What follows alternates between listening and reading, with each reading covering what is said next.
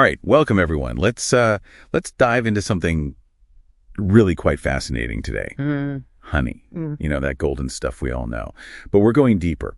Our mission here is basically to unpack how this, ancient nectar, treasured for literally millennia.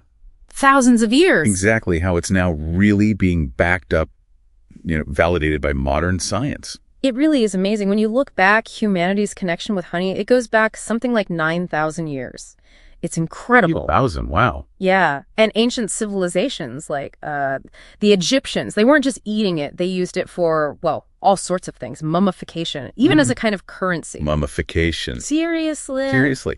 And you've probably heard about the honey found in King Tut's tomb. Yeah, I think so. Still edible after 3,000 years. That's unbelievable. How? Well, it's down to a few things. Really low moisture content, high acidity, and this enzyme bees add creates hydrogen peroxide. Naturally. A natural preservative. Exactly. And it wasn't just Egypt. In traditional Chinese medicine, they call it feng mi, used for energy, vitality. And in Ayurveda, it's madhu, used for, everything from coughs to eye problems. Right. It makes you think, how did they know? Yeah. Without, labs and microscopes. So what's the modern research actually showing us now? What's the most compelling thing for you as a scientist? Well, what's really fascinating is seeing just how spot on those ancient uses were. Take respiratory health, coughs. Okay. Modern studies, they're showing honey isn't just soothing. It's a genuinely effective cough suppressant. Better than some medicines. Often, yes. It seems to outperform some common over-the-counter stuff. It helps cut down mucus, and it can even sort of nudge the immune cells into action. A pretty powerful natural defense, really. Okay, so coughs, that's one thing. But you also hear these historical stories about wound healing.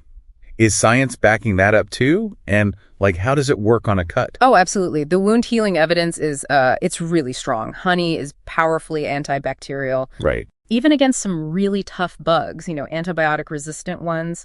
Part of it is simple physics. Almost the high sugar concentration creates this osmotic effect. Osmotic, so it pulls water out. Exactly. It basically dehydrates bacteria, kills them off like a natural antiseptic. Okay. And then you have specific honeys like manuka. Ah, yes, manuka. You hear a lot about that. Right. It has this extra compound, methylglyoxal, MgO. That's a really potent antibacterial agent in its own right.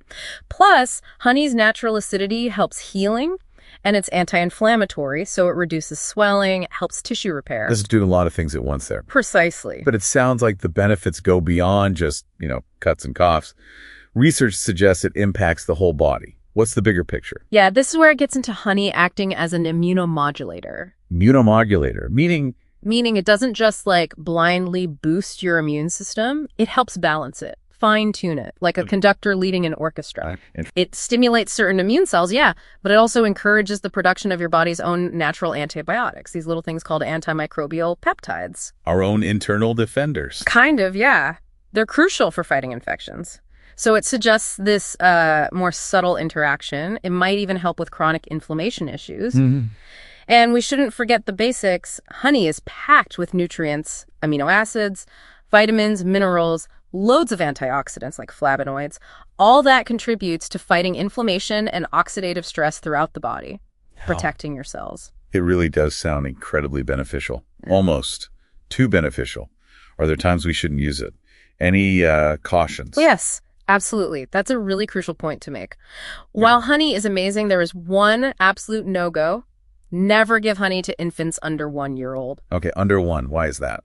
It's because of the risk of infant botulism. Honey can sometimes contain stores of a bacteria called Clostridium botulinum. Botulism, right? Yeah. And an infant's digestive system just isn't mature enough yet to handle those spores. It can be very serious. So absolutely no honey for babies under 12 months. Got it. Very important safety note there. So wrapping this up then, it seems like this deep dive really confirms it.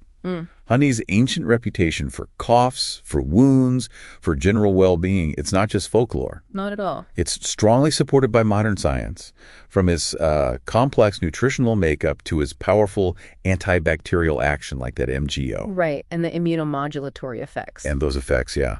So maybe a final thought to leave everyone with. It kind of makes you wonder, doesn't it? How many other simple, natural remedies from way back might actually hold these profound, scientifically sound benefits that we're only just starting to, really grasp? Ancient wisdom sometimes holds surprising truths. Definitely food for thought.